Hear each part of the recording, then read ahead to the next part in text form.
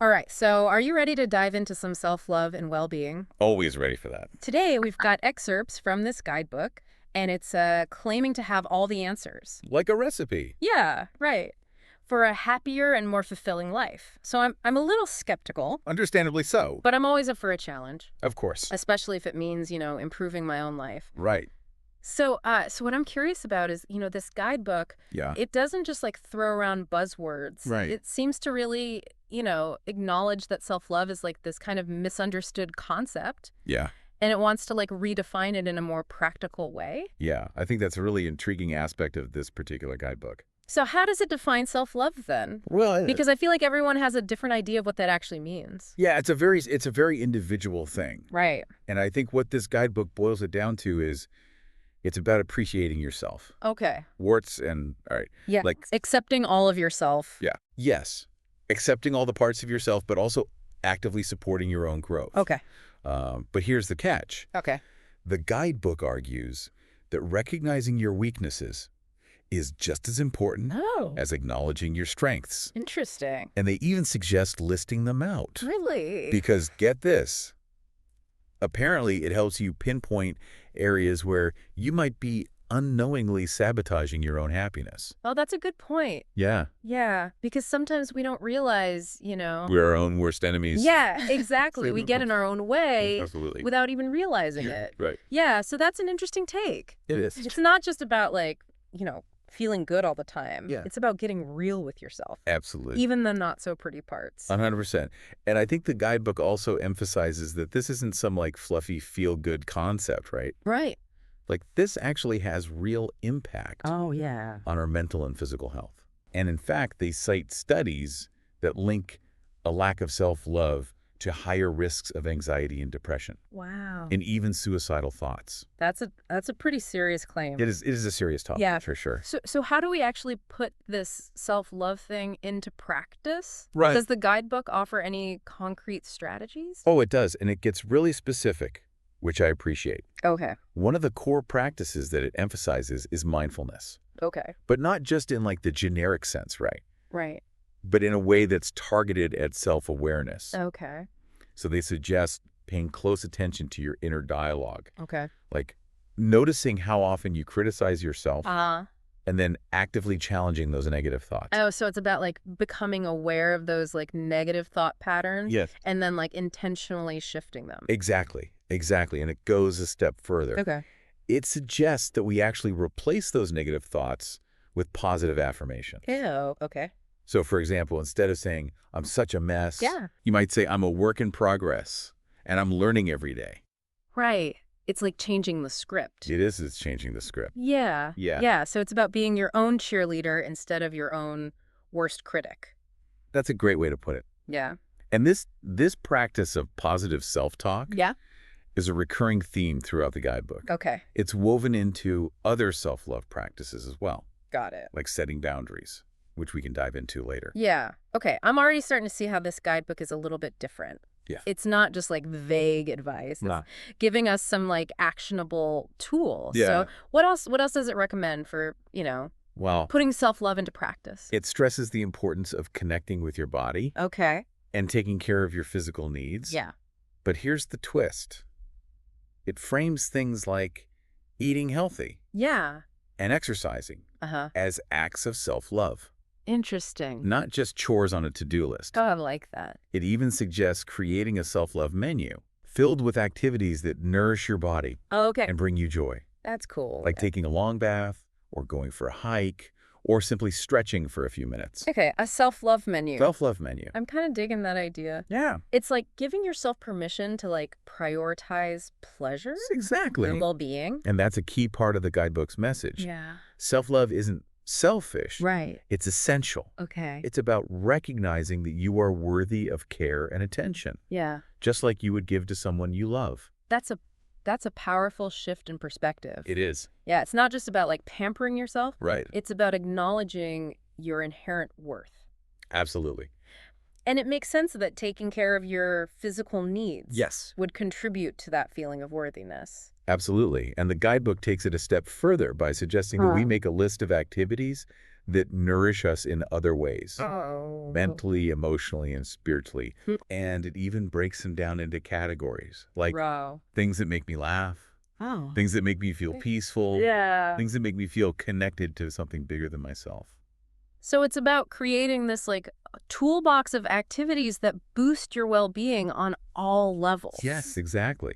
And it emphasizes that these activities don't have to be Yeah. time-consuming or expensive. Right. They can be simple things like listening to your favorite music, Right. spending time in nature, or having a meaningful conversation with a friend. It's about making those like small conscious choices throughout the day Yes. that nourish your soul and bring you joy. I love that. Yeah. That's a great way to put it. Yeah. And that brings us to another Yes. key aspect of self-love that the Yeah. guidebook emphasizes, Yeah. setting boundaries. Setting boundaries. It dedicates a whole section to explaining why boundaries are crucial Yes. for protecting your energy Right. and well-being, and it provides a framework for setting them effectively. So- Okay, boundaries are definitely something I struggle with. Yeah. It's a common one. I tend to overcommit Yeah. and people pleaser, which leaves me feeling drained and resentful. Yeah. I think a lot of people can relate to that. What kind of framework does the guidebook offer? Well, it starts by encouraging you to identify your personal needs Okay. and limits. Yeah. What are your non-negotiables? Right. What are the things that consistently drain your energy Yeah. or leave you feeling depleted? Right. And once you're clear on those, Mm. it suggests practicing saying no Oh, God, that's hard. to requests or demands that don't align with those needs. That sounds simple enough, but like in practice, Yeah. it can be really hard to say no, It is. especially when you're worried about disappointing others Yeah. or damaging relationships. The guidebook acknowledges that challenge, Okay. and it offers a few strategies for overcoming it. Okay. I'm listening. One is to reframe saying no Okay. as an act of self-respect. Oh. It's about honoring your own needs Yeah. and recognizing that you're not obligated to sacrifice your well-being Right. for the sake of others. Yeah. That's a helpful way to look at it. Yeah. It takes the guilt out of saying no. Yes. It makes it more about prioritizing your own well-being. Exactly. And it also suggests practicing saying no Okay. in low-stakes situations Okay. to build your confidence. Oh, so baby steps. Baby steps. Yeah. Yeah. Maybe it's declining an invitation to an event you're not interested in, Right. or politely turning down a request Yeah. that doesn't fit into your schedule. It's like building a no muscle. Exactly. The more you practice, Yeah. the easier it becomes. And eventually, Yeah. you'll find yourself setting boundaries more naturally and confidently Right. in all areas of your life. I'm definitely going to need to work on that. It's a practice for sure. But what about the people in our lives who don't respect our boundaries? Ooh, good question. What does the guidebook say about dealing with those situations? It actually addresses that directly, Okay. and it's pretty straightforward. Okay. It says that sometimes you need to distance yourself Okay.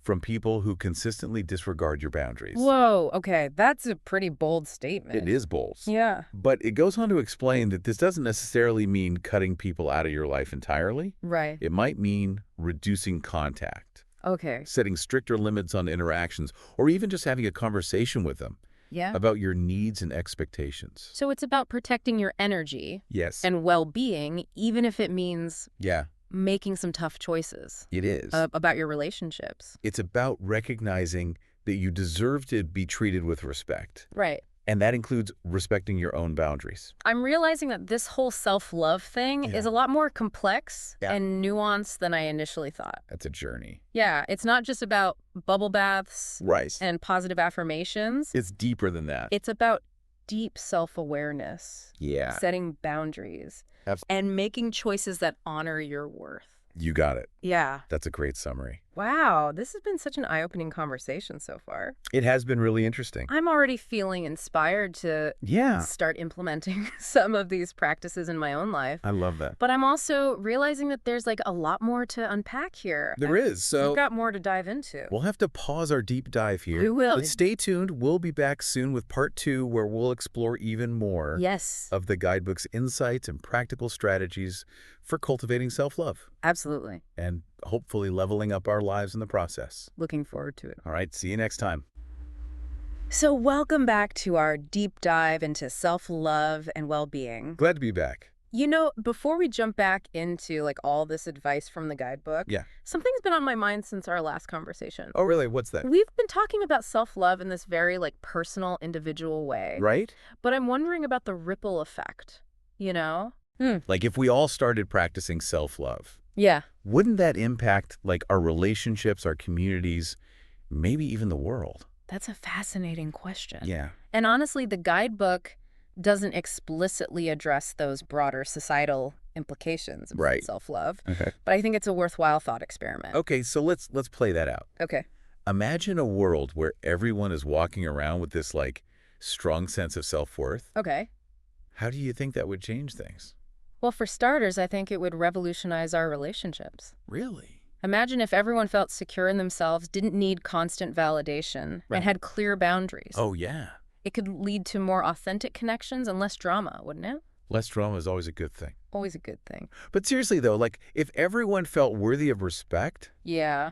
wouldn't that naturally change how we treat each other? It stands to reason, right? Yeah. Imagine fewer conflicts. Right. More empathy and deeper understanding in our personal relationships. Yeah, and wouldn't that ripple outwards into our communities, too? Potentially, yeah. More people feeling empowered and connected Uh-huh. could lead to more collaboration, Yeah. creativity, Right. support for those in need. That's a lovely thought. Okay, now I'm getting a little idealistic here, but it's exciting to think about. Yeah, it is. But let's be real, like, how do we even begin to shift Right. a whole culture towards self-love? Well, the guidebook does touch on this, but in a subtler way. Okay. It repeatedly emphasizes that self-love is not selfish. Right. It's actually the opposite.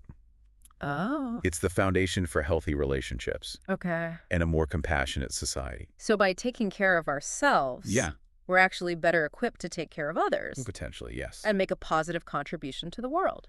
Precisely. It's not an either-or situation. Right. It's about recognizing that our own well-being is interconnected with the well-being of everyone and everything around us. Okay, that's a powerful perspective shift. It is. So maybe the guidebook's message, even though it's focused on individual transformation, Yeah. is actually laying the groundwork for a larger societal change. That's a really intriguing idea. So maybe it's not so idealistic after all. Yeah, It starts with each of us doing the inner work, right. and then who knows what kind of ripple effects that could create. Exactly. But for now, let's bring it back to those practical tools. Yes. I know you were eager to hear about the guidebook's Yeah. specific self-care activities. Yes. I'm ready to build that self-love menu we talked about. We'll get ready for a feast of options. Okay. This guidebook is packed with ideas, Right. and it reminds us that self-care doesn't have to be Yeah. grand or expensive. Right. It's about incorporating small, intentional acts of kindness Yeah.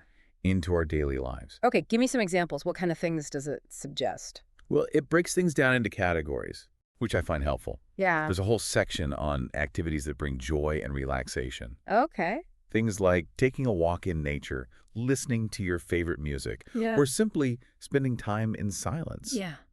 It even suggests something called a gratitude walk. A what? A gratitude walk, What is that? where you focus on noticing things you're thankful for while you stroll.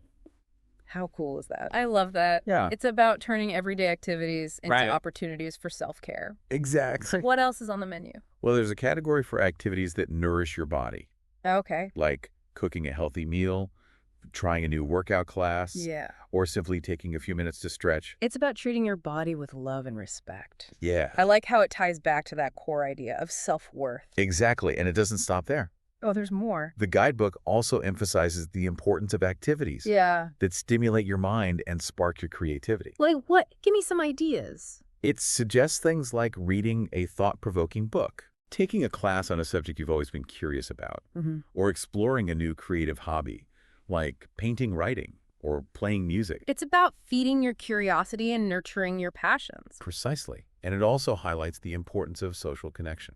Okay, that's a big one for me. Yeah. I'm a total extrovert, Yeah. and I know how much my mood and well-being are affected Yeah? by the people I surround myself with. Well, the guidebook acknowledges that social connection Yeah, is a fundamental human need.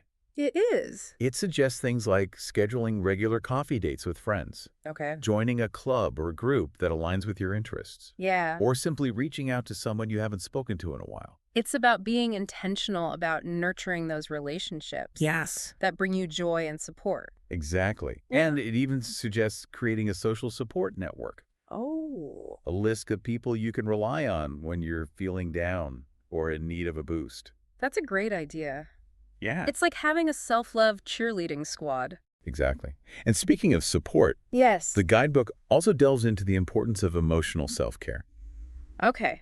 I'm intrigued. What does emotional self-care look like? It's all about recognizing and processing your emotions in a healthy way. Okay. The guidebook encourages journaling, talking to a therapist, Yeah. or engaging in activities that help you release pent-up emotions like dancing, singing, or spending time in nature. It's about giving yourself permission to feel your feelings Yes. and finding healthy outlets for expressing them. Exactly. And it stresses the importance of seeking professional help. Right. If you're struggling with intense or overwhelming emotions. That's a good reminder. Yeah, Sometimes we need a little extra support. absolutely. And there's no shame in reaching out for help. None at all. So as we're talking about all these different self-care activities, Yeah. I'm realizing that the guidebook's approach is really unique. Yeah. What are you thinking? It's not just about pampering yourself. Right. It's about actively engaging with your whole being. I love that. Your body, your mind, your emotions, and your spirit. It's a holistic approach to well-being, isn't it? It is. And it emphasizes that self-care is not a one-size-fits-all proposition. Right. It encourages you to experiment with different activities Right. and create a self-care routine that works for you. It's about finding what brings you joy, Yes. what nourishes your soul, and what helps you feel more connected to yourself. Beautifully said. Yeah. And, the guidebook doesn't just Yes. throw a bunch of activities at you and say good luck. Oh, what else does it do?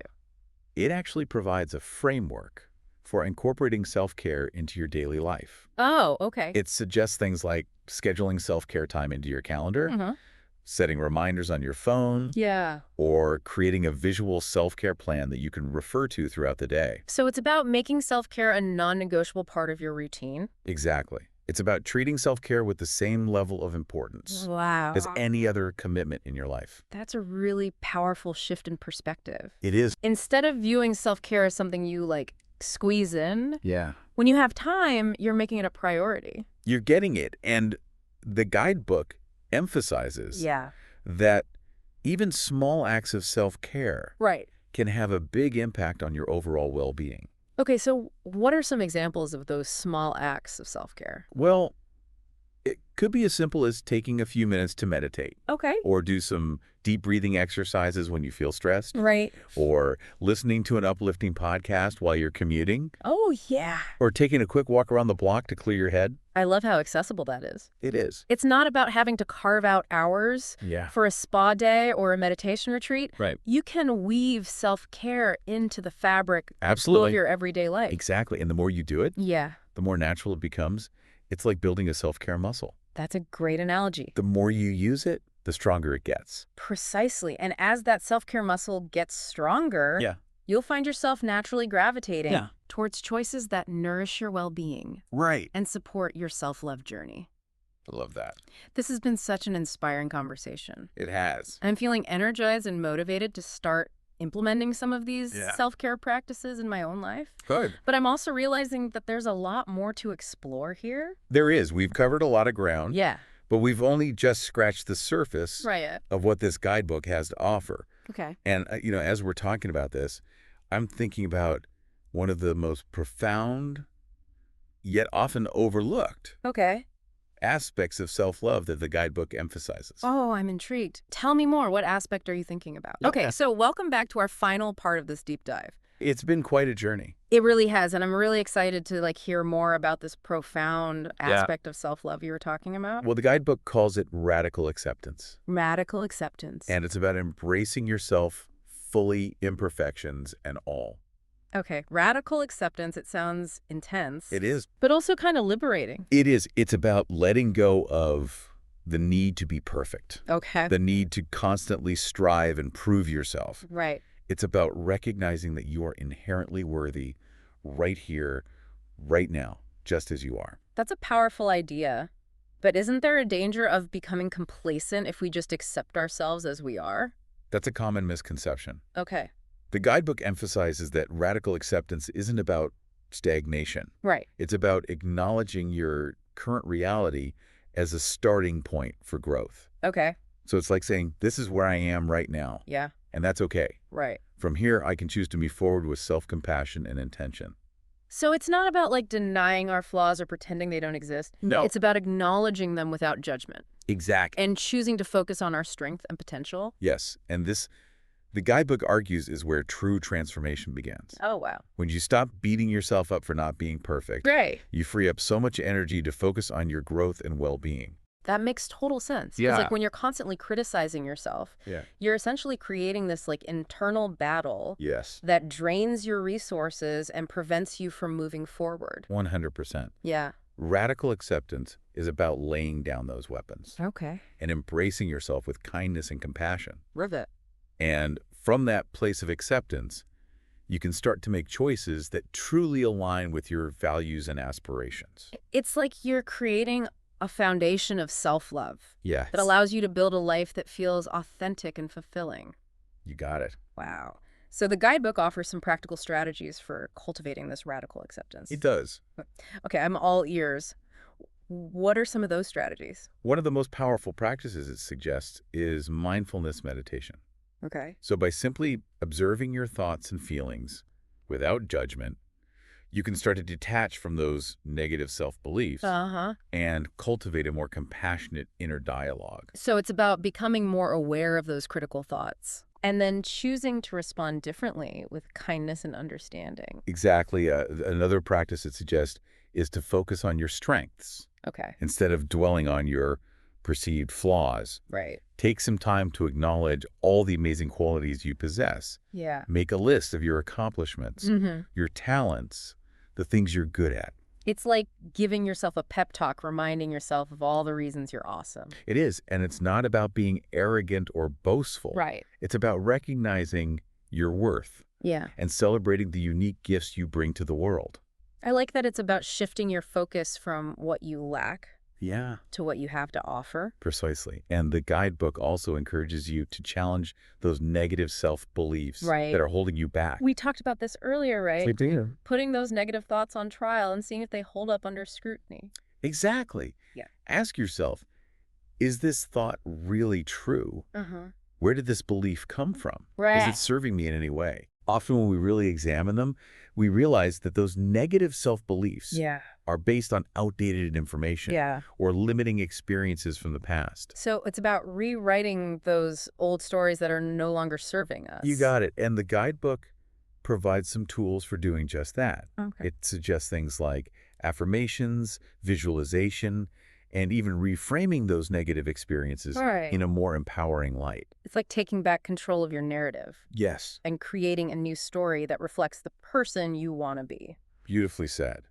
And the guidebook reminds us that this is an ongoing process. Of course. We may need to challenge those negative self-beliefs multiple times Yeah. before they finally loosen their grip. Right. But the more we practice radical acceptance, the easier it becomes to let go of those limiting beliefs Yeah. and embrace our full potential. This whole conversation about radical acceptance has been so eye-opening. I agree. It's making me realize that self-love isn't just about feeling good. It's about deep self-awareness, self-compassion, and ultimately embracing every part of yourself. You're absolutely right. And, this concept of radical acceptance ties back to that thought experiment Oh, right. we were having earlier Yeah. about the ripple effects of self-love. Imagine a world where everyone practiced radical acceptance. It's a beautiful vision, isn't it? Yeah. A world where differences are celebrated, Yeah. judgments are suspended, and everyone feels a sense of belonging. It sounds like utopia. Maybe. But seriously, if we all started practicing radical acceptance, Yeah. wouldn't that create a more compassionate and inclusive society?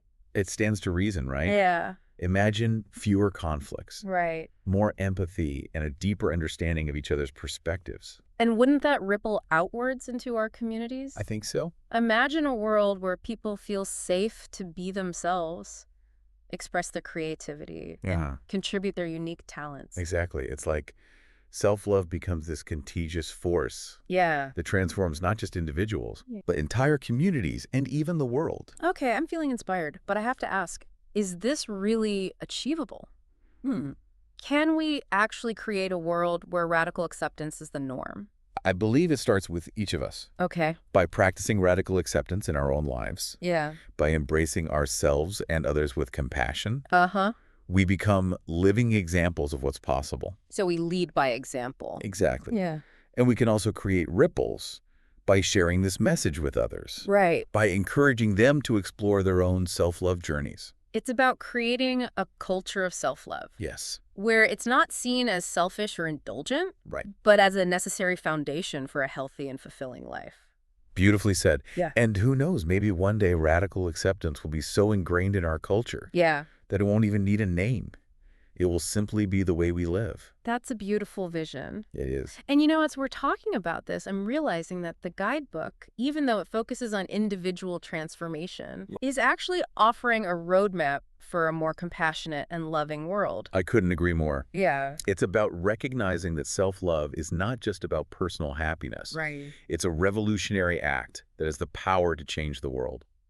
This has been such an insightful and inspiring deep dive. It has. We've explored so many facets of self-love, from practical self-care strategies to the profound concept of radical acceptance. It's been a truly transformative journey. It really has. And as we wrap up our conversation, Yeah. I'd like to leave our listeners with a final thought. Yes, please. What is it? Remember that you are worthy of love exactly as you are. Embrace your imperfections, celebrate your strengths, and never stop exploring the depths of your own amazing self. That's beautiful. So, dear listeners, as you go forth into the world, remember to be kind to yourselves, practice radical acceptance, and let your self-love shine brightly. The world needs your light. Thanks for joining us for this deep dive into self-love and well-being.